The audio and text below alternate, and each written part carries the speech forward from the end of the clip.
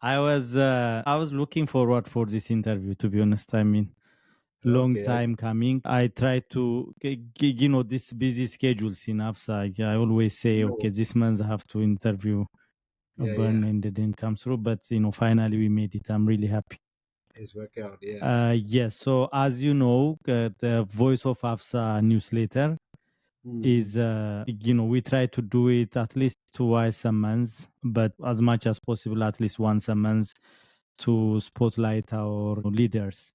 And most people ask us, who is AFSA, who are the members, who are the people who are really driving this movement.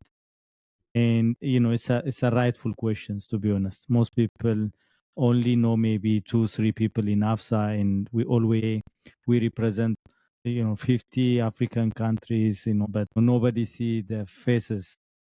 So the whole idea of this newsletter was really to bring our people to the front, who made AFSA. I'm so happy to have you as my guest, Mm. because as the world knows, you are the first board chair of AFSA. You were the founding member. Yeah. You have done a lot on the early stage when AFSA started. So I'm sure we'll have a lot of stories to catch up with. Right. But let me start this interview one by thanking you for making a time to have a discussion with me. And second, let me give the opportunity for you to tell us who Bern Guri is. Who is he? Where is he Yeah. born? Early childhood, your education. Tell us about your early beginnings. Yeah. Well, thank you, Kirwell, and it was exciting to see the message for you immediately. It flashed me back to the beginning. And you know what I remember most vividly? It was this what did we call it? Wilderness trail we had in which country? Burundi or where? Wilderness Trail Wilderness in trail. You Botswana. remember that? In Botswana. That's right. We had this fire, this big fire. You had to dance around it, and you collapsed somewhere. I only remember that story. We have to talk about that. That's that. I have a question about that. Okay. Anyway, so I'm really very happy to get this opportunity to, and then I thought probably now it's history and forgotten, but it's good to still know that people still want to know about the history and where our beginnings are, because it's yeah, that's important. At least we want to move forward. At least we should keep our history. So I'm happy to be here and to see still what I can remember. Of course, be sure that I can't remember a lot of the stuff. It's all, but I'll just tell what I can remember. So I'm sure you Yeah. can help me to remember a lot of them.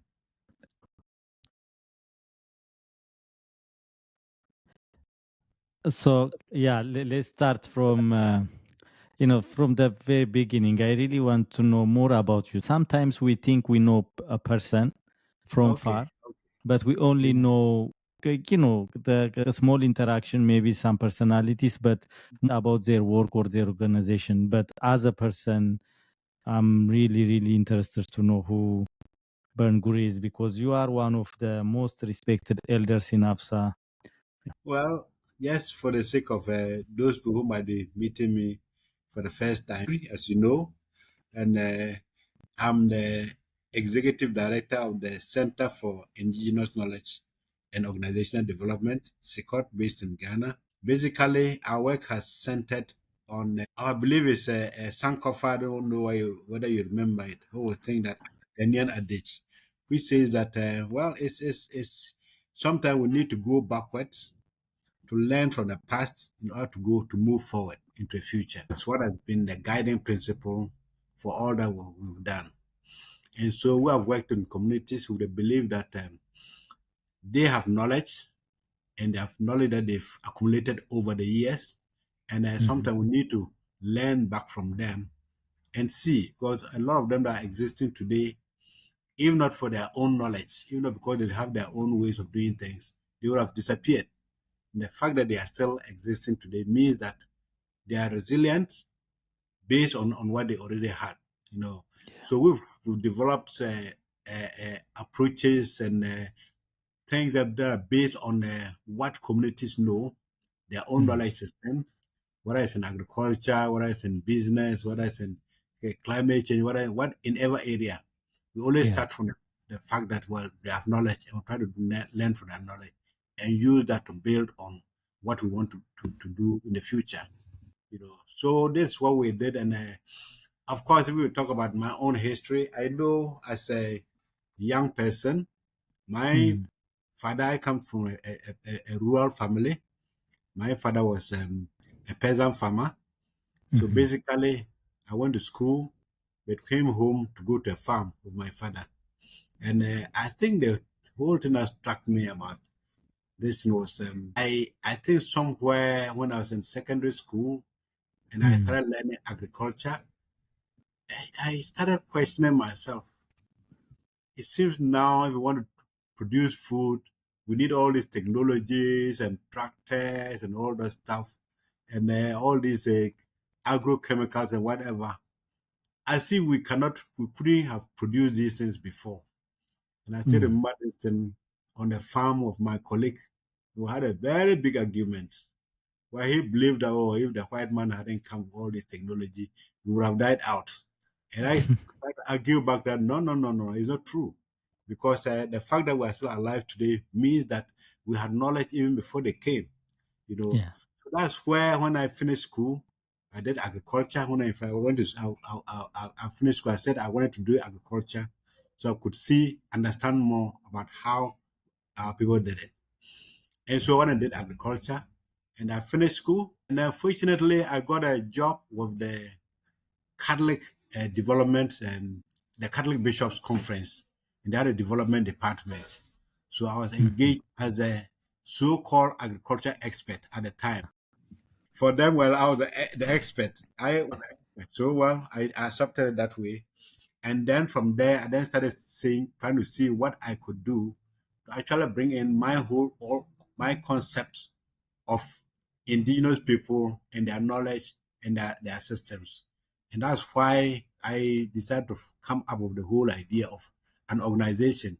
In fact, I started as an ecumenical organization because I was working for the Catholic Church, but also other churches, the Methodist Church, the Anglican Church, the others, that also are development offices.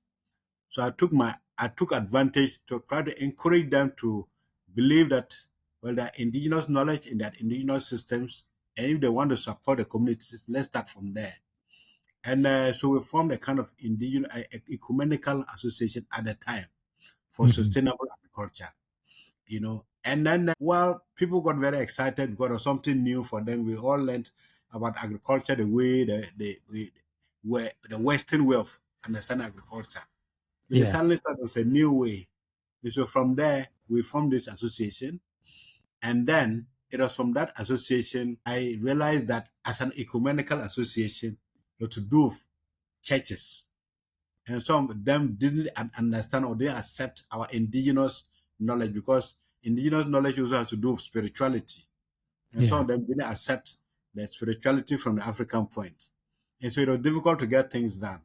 And so I decided to Yeah. form my own organization where I could decide on a vision on how I wanted to do. And so we set up the Center for Indigenous Knowledge and Organizational Development, basically to see how we can organize a belief in communities organizing themselves and be able to take their own development forward. And so that's how CIKOD, that's a small history about It's CIKOD. all start. Yeah, but when you think about it, it's really rare for a young, educated person who went to college and got his degree and go back Yeah, to the community and named an expert and questioning that is, I think, the start of all of it. Most of us really have that feels that their knowledge, whatever they are doing, because it's mostly agriculture associated with poverty, how they live. Okay, you think that you are an expert, you are the educated, the yeah, scientific person, but they have been there in their land and they survived. And to exactly. be able to really understand that, Mm, maybe you are a little ahead of your time, probably, yeah, because most agriculture experts are there, mm, and the people view them as expert, and they themselves view themselves as expert too. So that's right. That's yeah. right. So how come you think that way? Is there any experience from your father or from the communities that you No, grow for and me, I serve? think it was more from the community, especially, and I think it was the idea of the going to school, and also going to a farm at the same time. Sometimes you felt that, oh, why it is so laborious and all those things. Why don't I do it the other way, the Western way? But then I felt that, well, that way we can't go too far. For how many of us could afford a tractor? I remember when I went to university, I used to challenge my professor. I said, where I come from, the only tool we have to farm is a small hoe. And now I come here and that they were teaching me in agri engineering, where they showed me a combined harvester and how to draw all the parts and then and put them together. I said, if I go back to my community, the Yeah, best they might ask is a bullock plow. And if they ask me, they have a problem with a bullock plow, come and repair it. I can't yeah, respond to them. And so that's they decided to go back and see in their own communities, their own thinking, and their own way of addressing these kind of problems. You know, and that's why I strongly came up with the whole concept of community development from the perspective of the indigenous people, the local persons themselves. You know, yeah. So yeah, when you grow up, mostly it's a farming community. yes. How does it look like? How was it used to be? What the days that you were helping your father as a farmer and working with the farmers. Well, I think what I got out of all that was that it motivated me, and particularly there's a book I read at that time. What was that book when I was first in the university, and I saw this young boy slave and the trouble they went through in his community. That inspired me a lot to see how I can help The the community. poor rural people out there. So that inspired me from that beginning to do something after I finished school for the rural community. And that what really motivated me into doing all these things that have led to where I am today. You know, Yeah. So yeah. when did you become interested in environmental and social justice activism, particularly your involvement on food sovereignty, agroecology? Does it directly start with CIKOD or even before CIKOD while you were at the church? Yes, I think when I started with the church, that time the new concepts that come up about rural development, Mm. all kind of things, and things like intermediate technology. I'm very enthused about that, seeing technologies, but again, just Western technologies, but maybe in a miniature form or something that Mhm. was simpler enough that people could do. I got very enthused about that. And so that intermediate technology point, we came together especially as a church group, to look at how communities can develop their own. I remember we had a program supported by uh, ILO to look at how we could develop our own farm tools, working with communities. Mhm. And I Mhm. went around to all the communities, looked at their tools, and looked at Yeah. how, we have this way of producing metals and, for. So we did all kinds of small implements at that time. That's what I really started from, you know. Yeah. They looked at the whole for weeding, for example, look at the most labor intensive activity, which is about the weeding. So we Wow. try to develop tools, little tools that mechanize in a way that makes it easier. That's right. Yes. So this is what we started from, and people were very enthusiastic about it. But of Mhm. course, as church groups at that time, they always had this idea about indigenous people and spirituality and all those things. Our indigenous knowledge, they thought indigenous knowledge had to do with spirituality and African spirituality and those things, And that's why I had to go out of my way to Yeah. establish CIKOD, who could be neutral, and I could work with anybody and do whatever I thought was right, you know. Yeah. Yeah, so that's the beginning. That's the beginning. It's really, really interesting, as African, even, working for religious institution, one of the challenges is, that they are very strict and they have a purpose. If it is Christianity, it's all about Christianity. It's, Muslim is all about Muslim. It's not really that inclusive, and they might not even have the depths of knowledge and understanding of the way of living in Africa. That's right. Yeah.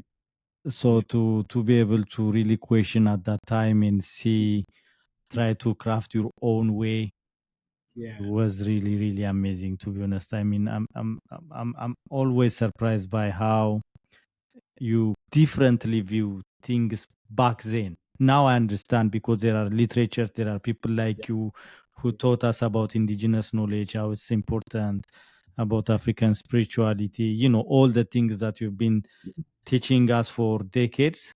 That's I right. have that knowledge, but for you to be able to really boldly come out and say, there should be a better way of dealing with communities and speaking their language and having the humility to seek knowledge from them and work with them, is really great. Tell us more about CIKOD. How do you start it? How does it start? Were you alone? Who do you start it with? How was the early days of CIKOD? Because it was, I think it's a revolutionary organization, to be honest. Not only then, but still now, it has a unique dimension, a unique perspective to dealing with development issues, agriculture issues, food sovereignty issues. So how does it begin? Yeah. And the on CIKOD as an organization actually started after I went to when I was still working with the church, a scholarship to go and study in the Netherlands. And I went to the Institute of Social Studies. And from there, I already had a dream on how to start my own organization, even from there. So while I was studying, I was trying to make some little monies. So I started buying tables, chairs. Those days in Europe, people throw away these things. So tables and computers and all those things. I gathered them. So when I was getting back to Ghana, I took these things home and started an office in my home. you know. So my first office, the first second office, was in my house. And then I got some colleagues, like Wole Latte, who was the first person who, as a volunteer, we started working together and developing the ideas and organizing ourselves and other colleagues. So from there, that's where we got a name. With a lot of difficulty to come up with the name, and then we started making some propaganda about indigenous knowledge and the value of it. And then a few international organizations got interested in it. I remember Care International at the time. There was some other organization, ABIS, from another country, another organization, Yeah, international organization. Incidentally, the Africans were not enthused about it, but yeah, these international organizations were. So I think one day I had a discussion of them, and I said, "Look, why don't we bring the development organizations together and try to convince them about the value of indigenous knowledge?" And yeah, they actually contributed money, and we had a first workshop at CIKOD. And then we try to develop the whole idea of the value of indigenous knowledge. I remember the first challenge was, but how do we work of indigenous knowledge? So there we started to develop the tools that we use to be able to speak to work with indigenous people and understand them. And those tools are what we have developed till today. And then we're using them now to do other things, to the point that today, even the universities in Ghana are very interested in what we are doing. They want to introduce indigenous knowledge in their university teaching system. So that's how SECOD began from the beginning, very humble beginnings. where That was 2000, and yeah, I started around the 2000. That's right, exactly. Yeah, so those were our beginnings. when almost 25 years of Exactly. working with indigenous knowledge. So was it difficult to really explain to people what indigenous knowledge is? Where you encountered, what do you mean by indigenous knowledge? And most of the time, this indigenous knowledge, Yeah. communities knowledge, farmers knowledge, and development are always in clash. Our mindset, formal education teaches us, development only comes from going to school. that's scientific based and everything, but to be able to convince people that, what we have as indigenous knowledge is also science. Maybe it's not really written or explained or clarified like in books, but it's absolute science. So was it really difficult to preach about indigenous knowledge, and even what do you mean when you say indigenous knowledge for our readers? First of all, I think I was very lucky at that time, very young stages. There's some young academics in Ghana who are actually doing particularly now Professor Miller, David Miller. I don't know what you've heard his name. Yes, he did some studies in indigenous knowledge at the university, and he actually Mm. started propagating the idea of indigenous knowledge. He did a lot of writings, books, and those things, and we started learning from that. And he met some other colleagues in the Netherlands, and they had the idea of an organization called Compass. I'm sure you've remembered that Yeah, I remember Compass. Yeah, Compass Network at that time. And yeah. then we actually developed the whole idea of the indigenous knowledge and at the time and the value of indigenous knowledge in whatever we are doing. At that time, it was basically in agriculture. For Prof. Miller, at that time was an agriculturist and especially agriculture extension. So he Mm. developed a lot of tools on how to work with indigenous communities. So we learned a lot from him. And Mhm. I think the tools we developed was also shared of Compass. So we did a first publication together of Compass. And that was from Compass that we stepped up to the level of AFSA. Yeah, I remember Compass. There was one meeting in South Africa, which was almost similar like the Botswana experience. Yes, Staying the night in the wilderness in South Africa in Botswana. right. Yeah, Yeah. even the knowledge base, I get a lot of literatures from Compass too. So Okay. it was a good beginning. So how does it grow? Can you tell us the progress and where it is now, CIKOD, all the program areas? Are you based in Accra, or Yeah. which part of Ghana are you working now? I think CIKOD has grown in the whole concept of indigenous knowledge and in development has grown because with Compass, we developed the concept of endogenous development. Mm. That has been our challenge. Because people want to hear indigenous knowledge, where they don't understand endogenous Endogenous development. development. Yeah. Yes, we say Development from within. endogenous. Yeah.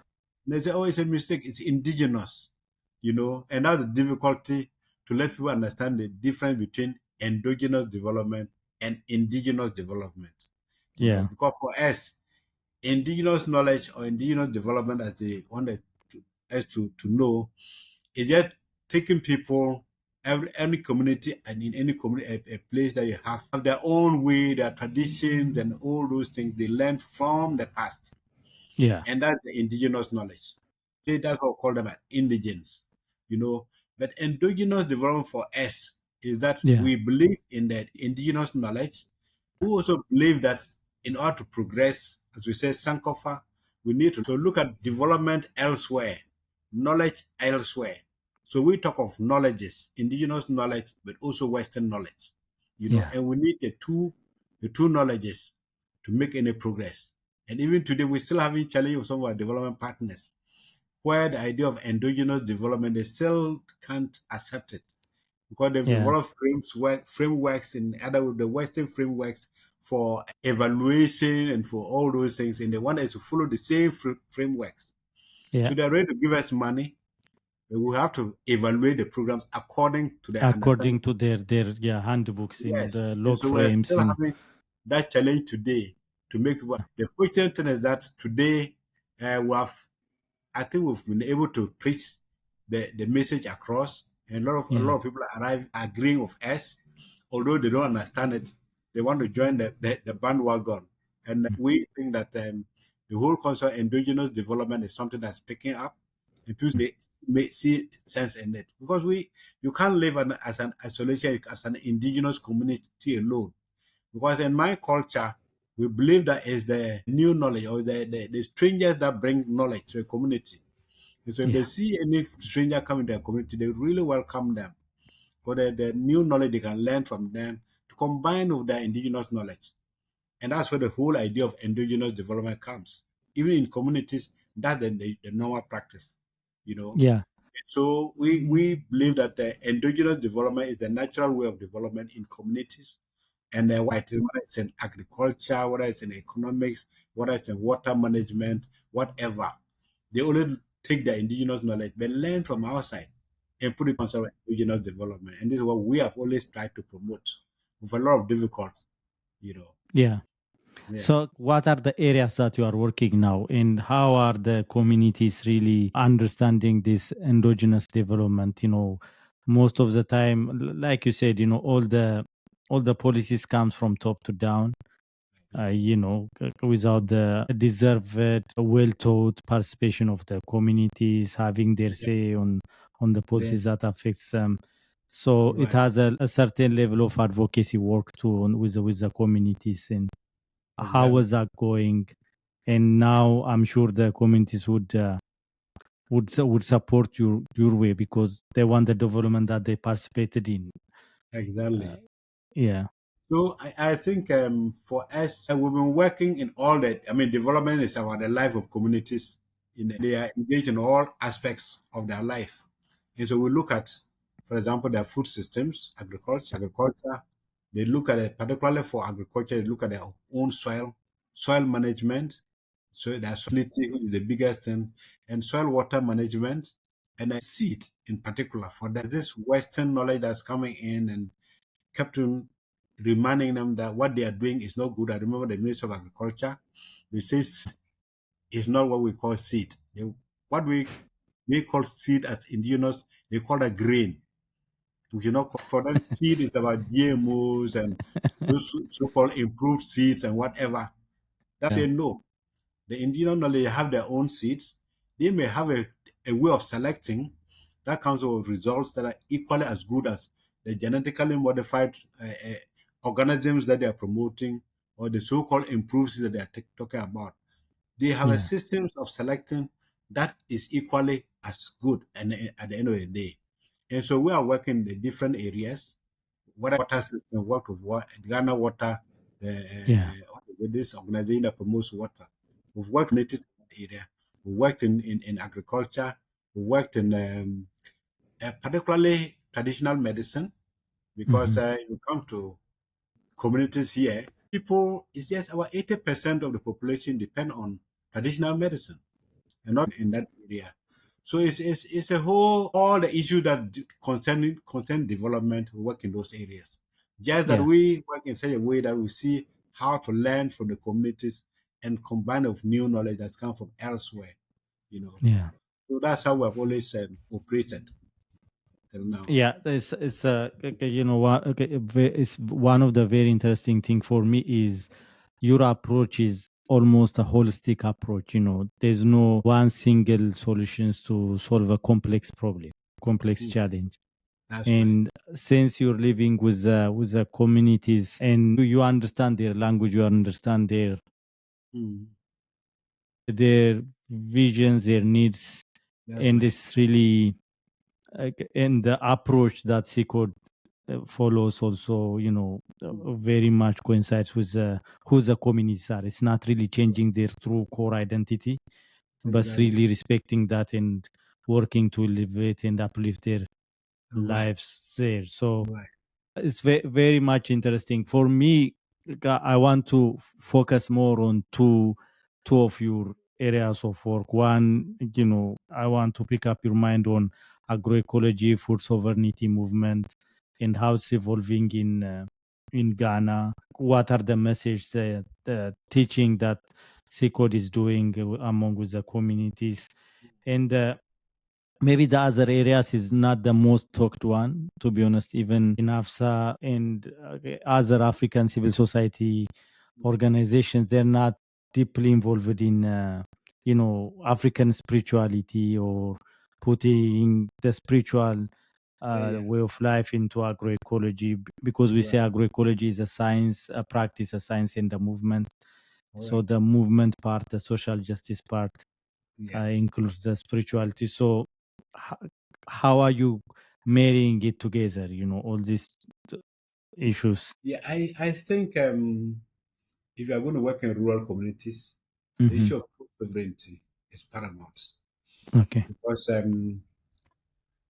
people have their own resources, but normally they are not considered. They are ignored. You know, people have their own food system.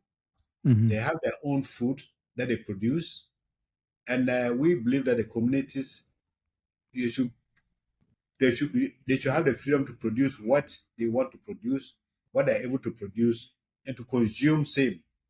You know, but we have this industrial agriculture that's come in. It has introduced all kind of things into agricultural system. If Hmm. you look, I just talked about seed. The seed that local people use now is being driven out of the system.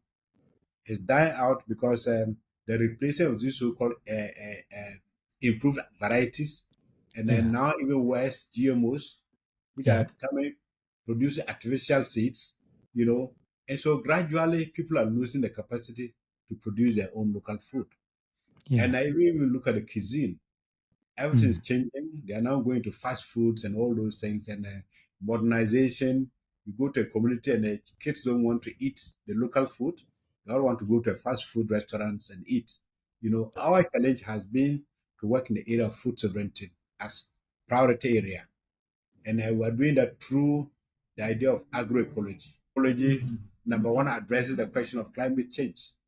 That's Hmm. a very serious issue, even at the Yeah. community levels. I mean, Yeah. you go now and the rainfall pattern is changing. They Yeah. are not getting enough rains. The soils are all getting depleted because they have put so much chemicals into the soil. And we're now trying to see how we can revive them. And so our focus is mainly on the look at food sovereignty and particularly through agroecology. And so in fact in that wise, especially to get government policymakers to understand the issues at the community level and to come up with policies that also address their concerns. We have Yeah. engaged the Ministry of Agriculture in Ghana, for example, at a very serious level. We used to do a lot of advocacy. I remember when we were doing advocacy against GMOs. I led Yeah. communities, about 300 farmers, moved them to Parliament House in Ghana with placards and all those things, to advocate for, GMOs at that time. We did all this for Yeah. so many years, but then the so-called Monsanto and whatever it were so strong that at the end of the day, today the GMO law has been passed in Ghana because it's, Mm. it's about big money and they have the big money, you know. Yeah. And so we as CIKOD decided, well, we should look at this advocacy in another way because going with placards and all those things, they can listen to you, but do what they want as politicians, you know. Yeah. The way we adopt a different mood, they can go ahead and make their laws and make whatever it is, but then we'll go back to the communities and tell them that GMO is poison and we explain them to them to understand that Yeah. that is seed. If you grow it, this how much it means. Because you grow the thing today, tomorrow you don't have the same seed again. Like the way they've been doing their own food. So Yeah. now even the farmers themselves get to know that we give them any seed that looks strange or maybe yielding differently, they become suspicious. So the whole advocacy is now turned around, and then we have even the policymakers, instead of using this placard advocacy, now we're Yeah. taking them from the parliament, from the big offices, To the on fields. down to the communities. So what we call Mm. a caravan tour. We take them, let them enter the bus, we drive together to the communities, go to the communities, meet them, see them on their farms and see what they are doing and what they think is good for them and what is not good for them, and then that is influencing their policy. Because right now at the COPs that are going on, at least we are able to work with the ministry. We got some top uh, ministry officials that will have discussions, and now our whole ideas are being introduced into the Ghana position papers at COP, Yeah. and Yeah. that way I think we are influencing much better than using the placard advocacy approach. And Yeah. this is what we have been doing as CIKOD, working with the Peasant Farmers Association in Ghana and working with other civil society organizations. And we have actually been able to make a lot of influence, input into Yeah. the agricultural policies in Ghana. Yeah. And It's also true. work with Last time organizations. we interviewed an expert, on the agriculture ministry from Ghana. Okay. It was so uplifting to hear him talk about agroecology. So it Yeah. shows that the work that's been done in Ghana to really promote agroecology, to make government people understand what it is. Yeah. So they are working together with civil society to Right. put agroecology on maps and then disease, and it's Yeah. really very encouraging. And I also know that there is a coalition in Ghana, agroecology coalition. Can you tell us Yes, the more agroecology about them? movement. That is also What is it something called? we started as CIKOD. Okay. Through the agroecology, we work as a strategy. We work in the various ecological zones in Ghana: Mm-hmm. the Savannah ecological zone, the Mm-hmm. transition zone, which is between, and then the forest zone and the coastal zone. We work in all these areas. We work with farmers that have shown interest in the local knowledge, using the local knowledge. And so, Yeah. Do you have offices on those 5 areas, or no, we don't have officers. okay? It's a movement. It's a movement. Okay. The Yeah. movement in terms of we just identify farmers that are interested in using Mm. their local knowledge and Yeah. doing things that are good for other farmers to learn. Yeah. And I will And call that area a hotspot. So mm. other farmers can come and learn. If they appreciate what they're doing, they come and learn from them. So that way we are working, we can say, throughout the whole country, but Mm. not as organizations, but as a Yeah. movement. Those Yeah. farmers that are interested, they join in. If you are not interested at a certain point, you think, oh, you guys are not talking, no saying what I want to hear, you can move out. And so, in Yeah. that sense, we have this movement. Usually, when there is a policy that comes up that affects farmers, we are easily mobilized farmers that come together to advocate. But they go back to their own farms and do whatever they want to do, Yeah. because we see that, first of all, it's so expensive to have officers dotted around anywhere to do all these kind of things. So we prefer to work as a movement. And so far, I think we're making a lot of impact with the movement. Yeah. A lot of Even progress. the government officials, we take them on this caravan tour and we'll visit those various hotspots and let them witness farmers in the way they think farming should be done and how they're going about it and what kind Yeah. of support government can give them. Yeah. So That's really an area that we're put a lot of emphasis on the movement. I think it's the other approach, our advocacy approach. As I told you, found that the placard advocacy is not really mm. impactful. So we are working with the ministry itself, government directly on the ground, but then we are also working with the media. We identified Mm-hmm. them. And so we have identified close collaboration with media people. So all the media houses, we have developed friendship with them. And so when we're having programs, we always involve the media. We invite them to Yeah. come there. And in any case, in other issues, we actually do direct training. For a lot of the media, people don't even understand the concept of agroecology, what it means. So we do Yeah. programs with them just to expose to them what we mean by agroecology. I know Yeah. one time we even had a program where we try to look at define what agroecology is from their own understanding. And Yeah. so in that way, we're actually engaging the media directly. I have a communication officer like your Yeah. type in AFSA, and his Yeah. job to produce communication materials and try to, these days is an internet-based system. Try to share as much information as Every possible. information. Of course, Yeah. we're Out not with as social. good. We can't be as good as we want, but we're making Yeah. an effort. But we believe that the media are really very helpful in Ghana. To kind of establish this kind of media presence and understanding from Ghana is Right. really, role model for many civil societies in Africa, to be honest. So can we go now back to AFSA, and can you tell us how AFSA, how it was all started, one. And I also want to know how CIKOD became, a member of AFSA, the whole Mm-hmm. history around AFSA. You're the Mm-hmm. one who founded AFSA. You were our first chair. How long did you serve as a chair? Yeah. Tell us more about AFSA. But to be honest, I don't know how much I can say remember. It's been Yeah, quite a long time, and there yeah, a lot happened. So I don't remember so much. But yeah, what I remember is that particularly getting involved in AFSA, the yeah, beginnings of AFSA, as you said, I think it was somewhere in South Africa. yeah. In the COP negotiations in Durban Yes, but even before then, the biodiversity network. network, yeah, Yes, even, yeah, yeah, yes. I think the first organizations we linked up with, I did some programs with them. I mean, I participated in their programs in Kenya and yeah. other areas. And Is so when we CIKOD had still a member of EVN? come again, Is CIKOD a yeah, yeah, member of yeah, EVN? that's right. Yes, yes, we were more stronger in AFSA than ABN, but of course, we are still a member of ABN.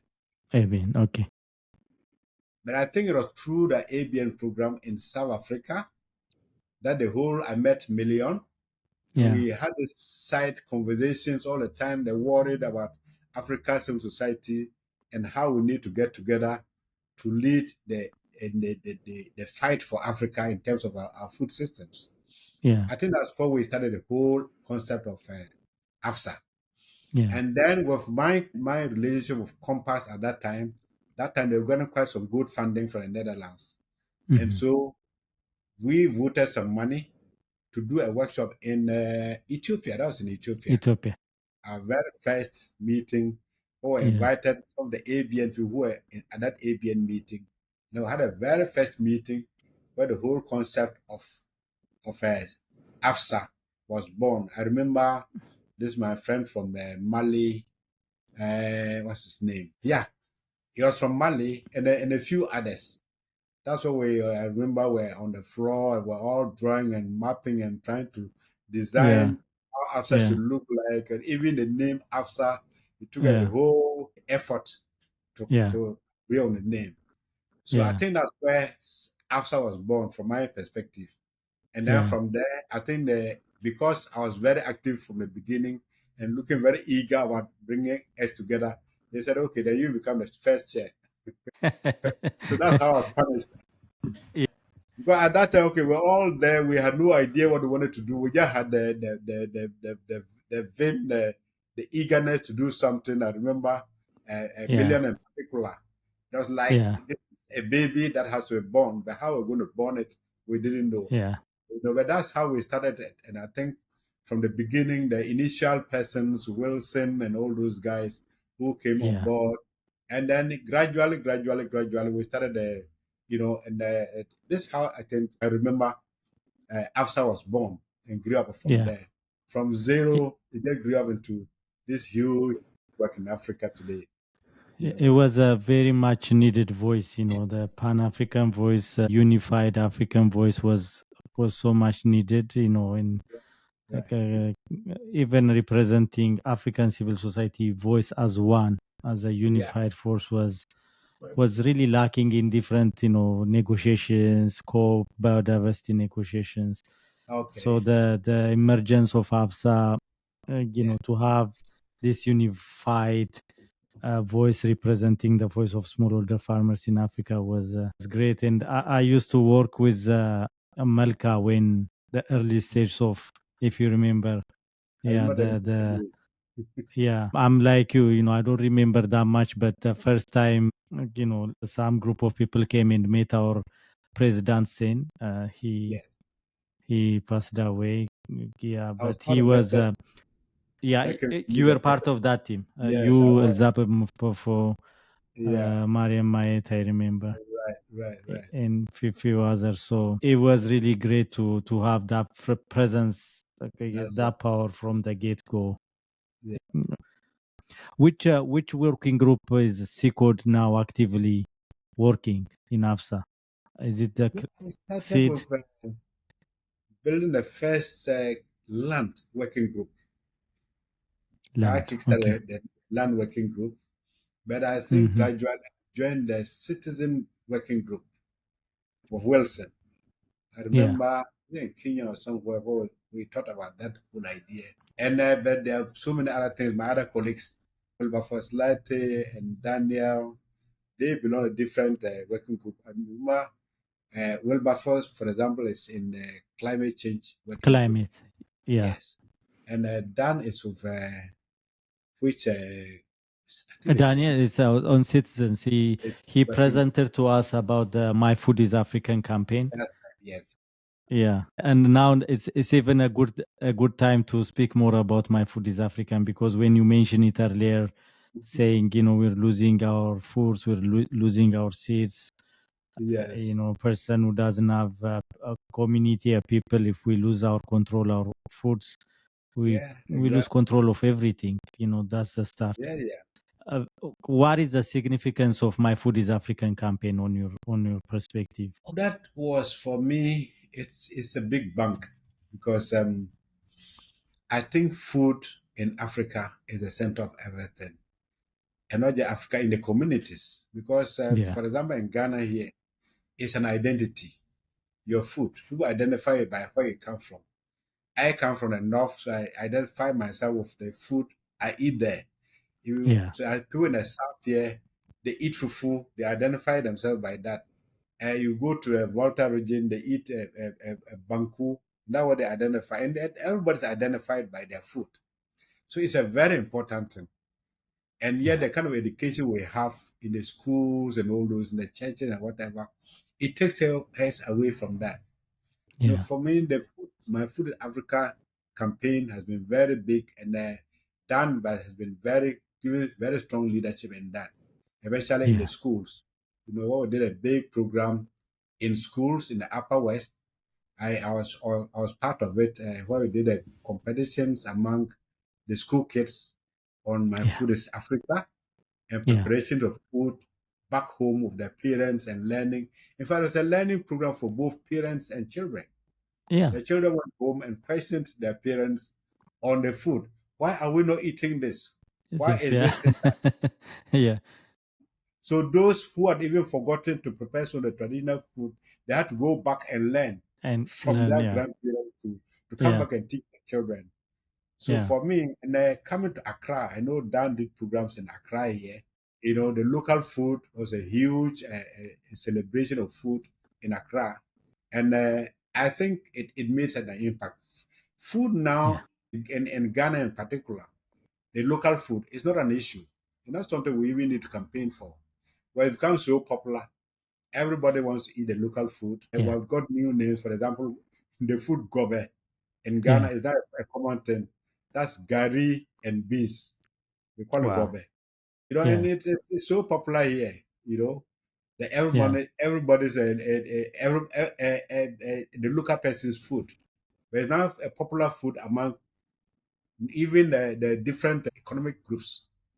So I yeah. think it's an area AFSA has made a lot of impact, and I think we could still go. I Yeah. mean, I just did a program last week in one of our communities where we're looking at this intergenerational learning, where we're trying to see Mm. how the elders can pass on their knowledge to the young people, but also how the elders can also learn from the young people. Artificial intelligence or whatever you call it, all these new things. The young people they are very conversant in that. We the elders are far away from that. But how do we learn Yeah. from that? We had a program that was all about the food again. It all came up everywhere. They were all Yeah. worried about food and how to bring their food back to the Yeah. communities.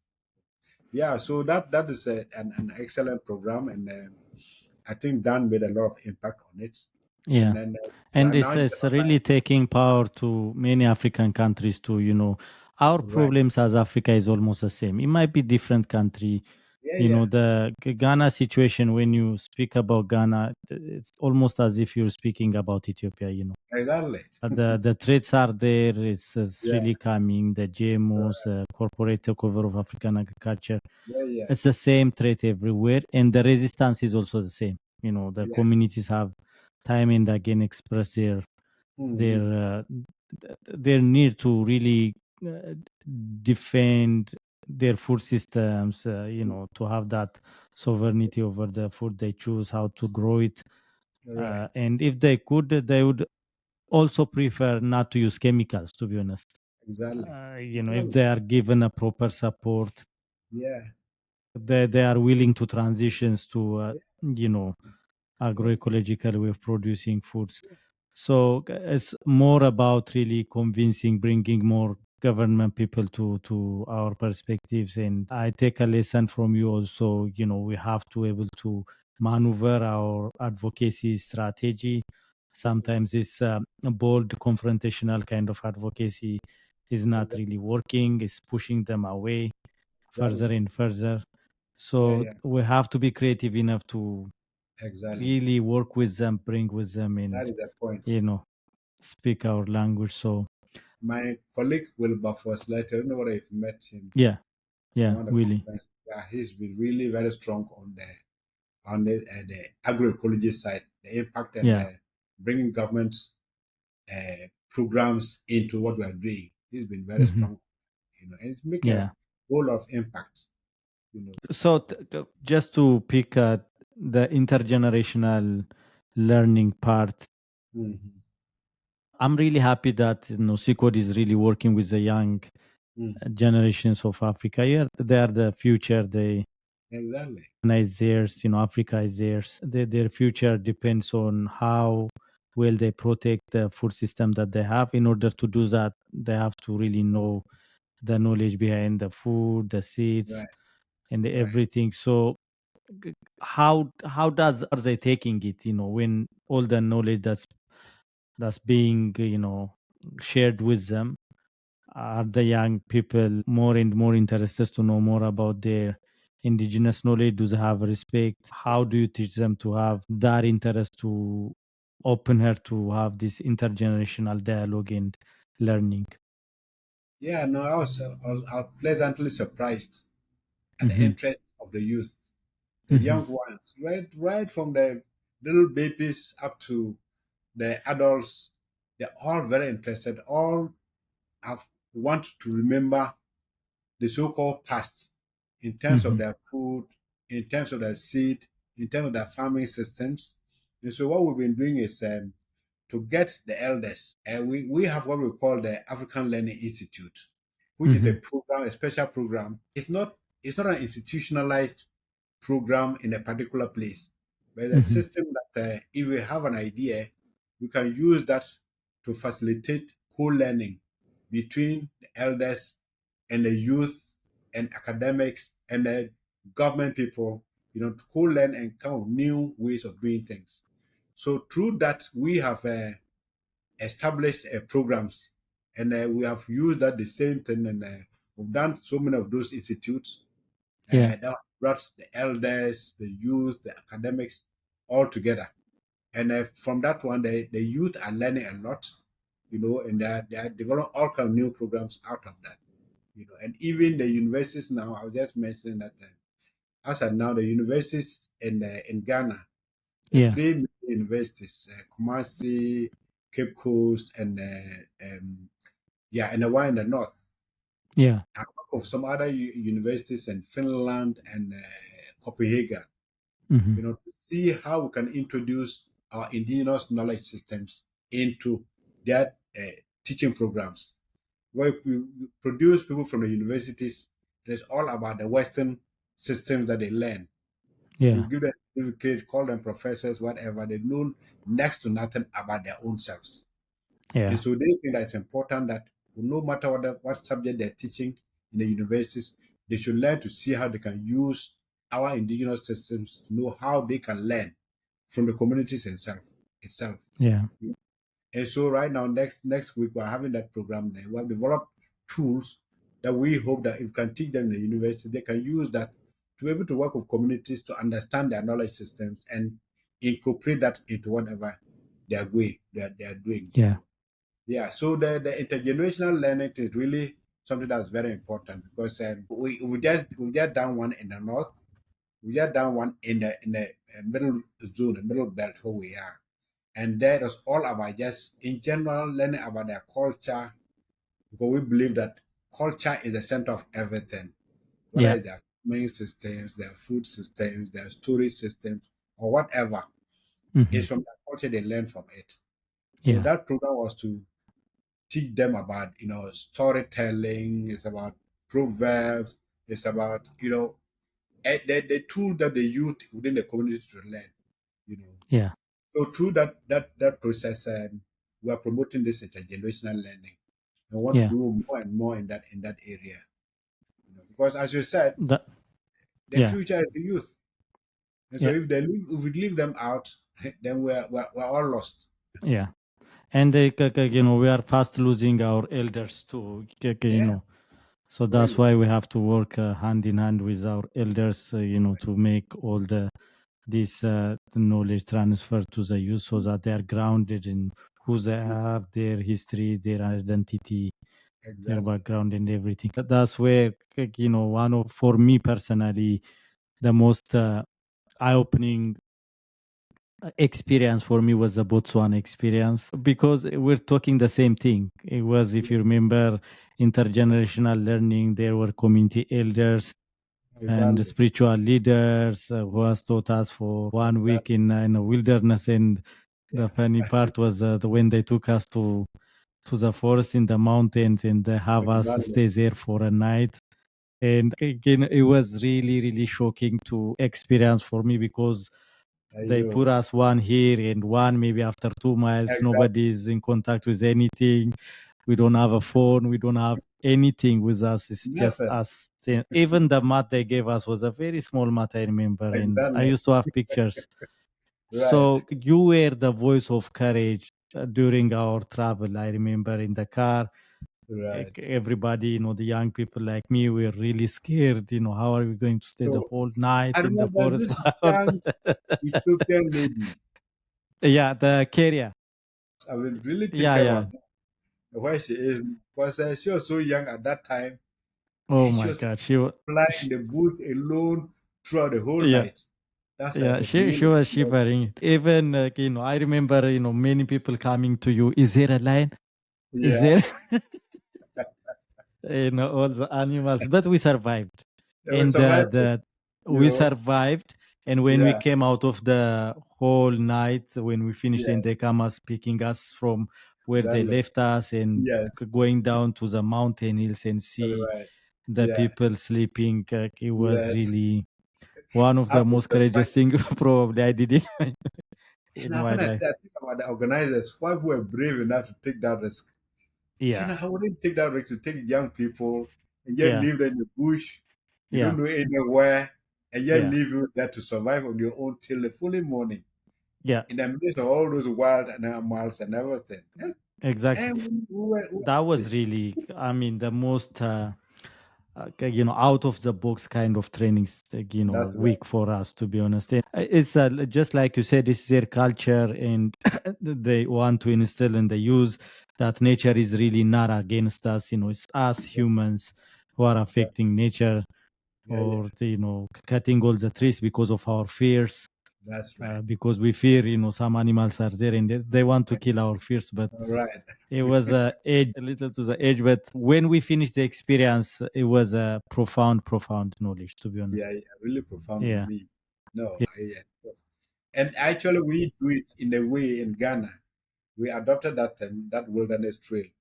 So we yeah, have programs like that, and we take, especially that part of it, we call a caravan, a trail that would take the yeah, policymakers in a bus, drive them around to a hinterland, to communities to meet them. And initially, you see they're all feeling frightened about these village yeah, communities and whatever it is. But after they've come back from there, they see different persons. yeah. It really affects Completely the changed. kind of policies they come up with. Yeah, there was Yeah. a similar program in Ethiopia. It's called Sanyi. Sanyi Uh-huh. means seeds in one of the largest languages in Ethiopia, and that we took a group of young people from high school and elementary, and they stay in the wilderness for 1 week. Ours is a Okay. little bit different because it's a protected area. Where we know where the kids are. It's Okay. a highly protected area, but still they can get the feel of a forest. Yeah, of course. Sleeping Yeah. by themselves, cooking by themselves, and the most interesting part is they always go with the community elders, the elders who are knowledgeable about those areas, Okay. who have that memories of the past, how it used to look like now, what has Okay. changed. So during the campfire at night, they tell Okay. them stories, tales, and Okay. and when they come out, like you said, after they finish the 1 week program, Yes. the kind of change they go through the youth was really Exactly. very, very fascinating to witness, Yeah. to be honest. Yeah. Yeah. So, what is okay? We're coming to finalize our conversations, but I want to pick up your mind on your message for young people, for young Africans. It doesn't necessarily have to be, Ghana, but Yeah. overall as African, I know you Yeah. are an avid Pan African. You have worked all over Africa. To be honest, you have traveled a lot. You have Yeah. seen this young generation coming. Yeah. You know their challenges and the need that they have to connect with their Mhm. elders in order to ground their knowledge and Mhm. resist multiple crises that Africa is facing today. So, what would be your message? My message, I think, especially for we in Africa, Mm, because we're the most useful continent, I must say. mhm. While we are blamed for producing so many people and that efforts to reduce our population, it will do all kind of things. But I think Well, our strength is our youth and our numbers in the youth. And I think that Africa is Africa because of the youth. And my message is that they have to know that where they are was because some people started from elsewhere and built up what is there now. And we, as the youth, the young persons, need to learn. We are, as they say, Sankofa, they need to learn from the past and use that knowledge to move forward. Well, now there's modernization and there's everything. It's all good. But they should learn from the elders and use that to see how they can move into this modernization, to see how yeah, they can modify this modernization to see their lives today. Because even now, you go to Europe, you go to America, they're all looking back at Africa and looking back at our own knowledge systems. The yeah. idea of indigenous knowledge has become very, fashionable everywhere. I mean, no, last year, for example, I know UNDP gave me a consultancy to work Mhm, with indigenous people from all around the continents, Latin America, mhm. Asia, whatever, you know, Wow. to see how we can harvest the indigenous knowledge for their contemporary development, you know. Mhm. So that shows the value of the knowledge we have. The Yeah, young people go to school and they teach them, particularly the churches and others and the mosques, they teach them that, the only way is through the Bible, which is true, which is good. But that in doing that, we should remember that we're coming from the past and our people had certain beliefs which are very important that to get to today. And we should see how to build this new knowledge or this knowledge from that past yeah. into a new one. Because if Well, not, we will get lost. I think yeah, that the old ones, the elders are still there as today. The few that are still left as a path to guide the mm, youth. And if yeah, they ignore that one, they're going to get lost. But the way yeah, the world is going with IT and all those complications, we just get lost. yeah, But if you can accept the elders as our guidance in a way to lead us into a future, then I yeah, think Africa can grow as a continent. And that's yeah, the only way. yeah. Yeah, so That's that's a my message for the youth in yeah. Africa. Yeah. It's a very penetrating message to the young generations. To the people who really are looking forward to working, struggling to bring social justice, food systems justice, climate justice to Africa. The struggle is really getting harder and harder. Uh, you know, w- so to have this kind of message from our elders is very very critical, especially at this time. And one of the things that I really want to ask, probably as I have one closing, but before that is this the push to industrial agriculture in Africa is becoming very ferocious everywhere. We as AFSA are promoting food sovereignty and agroecology, and there are always people who doubts about agroecology and the food sovereignty movement, saying it's not scientific, it's taking people in communities backward, all sort of names that are associated with agroecology.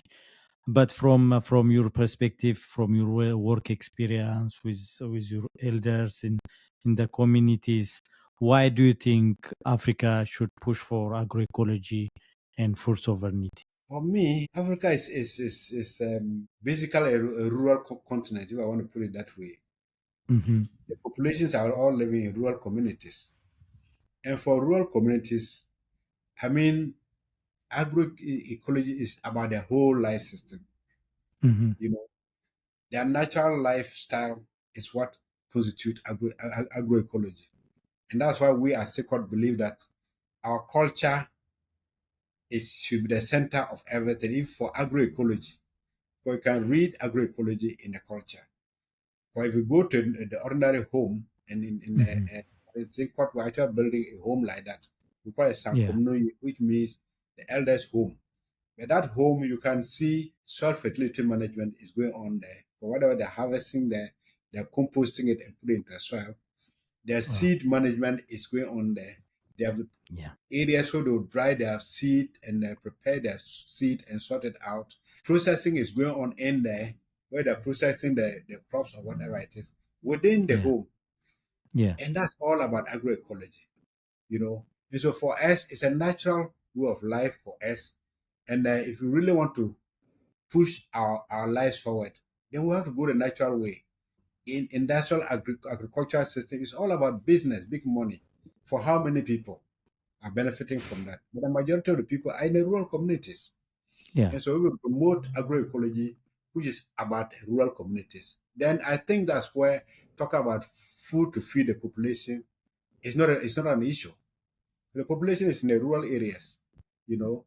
So for me, agroecology is actually the only way for we in Africa, to actually feed ourselves and not just feed ourselves, but lead our own lives, our lives in the communities, Yeah. because for our spirituality, our everything, that's our science. Yeah. Spirituality is our way of science, the way we Yeah. people make sense out of things and lead our lives. So it's a science by itself. And so I think agroecology is about the life of the communities. And therefore, if for us to promote agroecology, to promote the community development or life in the communities, it's about agroecology. That's the only way we Wonderful. can take it in Africa. Yeah. Yeah. Thank you so much, Bern. I mean, this is really a very deep message for for anyone who really wants to know what we are saying. Sometimes it's misunderstanding, misconception, misinterpretation. Sometimes intentional, deliberate, but other times, it's a genuine. There are people out there who have a genuine concern about agroecology. So it's good that you shared us your words of wisdom, and we're very thankful for that. Maybe we can in the our conversation. I really would love to talk to you the whole day. To be honest, you know me. Whenever I'm with you, I can You you see. know the whole day. Me and you has been talking, dialoguing, learning from you has always been. Okay. How do you want to be remembered? In what do you think your legacy would be in the future? because you are the man who has spent all your life, to be honest, on Yeah. working with the communities, Mm-hmm. talking about indigenous people, indigenous knowledge, endogenous development, Right. and now this advocacy works on climate spaces, biodiversity spaces, or Mm-hmm. land issues, soil issues. I mean, you've been everywhere, environmental concerns in Africa. So how do you want to be remembered? How do I want to remember? That's a very difficult question. Yeah, I don't know, but for me, I think should be remembered for the capacity. I don't know where I got it from. But being able to mobilize people together, particularly to get to believe that we Africans are responsible for ourselves and that we can take care of ourselves. We have the means to do it, and yet we just need to decolonize our mindsets. I think our problem is that our colonized mindsets. You can decolonize our mindsets. The way is open to Africa for our yeah, development.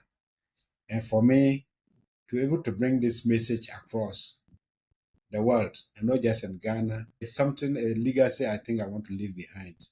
Now, when I'm yeah, not there, one day, you want to yeah, remember people who have contributed to helping to decolonize our mindsets as Africans. I think I want to counted yeah, as one. Yeah, yeah. so I can tell you yeah, on my side, 100%. You have, you know, shared your knowledge. Your seeds are growing everywhere, I'm sure, right. and I hope you're more satisfied and happy with that too. It's a great feeling to to teach your children and become one. One day become you. So I'm so happy for your time. It was only for 1 hour. You're so busy. I don't want to take more of your time. We almost passed 1 hour and a half. It didn't even feel like we spoke for 2 3 minutes. To be honest, for me, you're that interesting, that amazing always. So I wish you good health. Yeah, So I look yeah. forward for our next meeting. Thank you, bro. I think Kiribel probably if somebody had requested for this time, Yeah, I would find there's only so many other things to do. I would have said, okay, let me wait. But when I saw that it's yeah, from Kiribel, I said, is that my Kiribel? So I yeah, really want to see your face again, yeah, your face for at least 1 hour. So I was really yeah, very happy about that. But yeah, my greetings to AFSA. I know AFSA is everywhere, and yeah, I'm really happy to see the way CIKOD AFSA is growing, and particularly the role Million is continuing to play in this. I yeah, still remember the first time I heard about Melka with yeah, 2 million, and yeah. Million had a prize. I've been trying to remember what it was.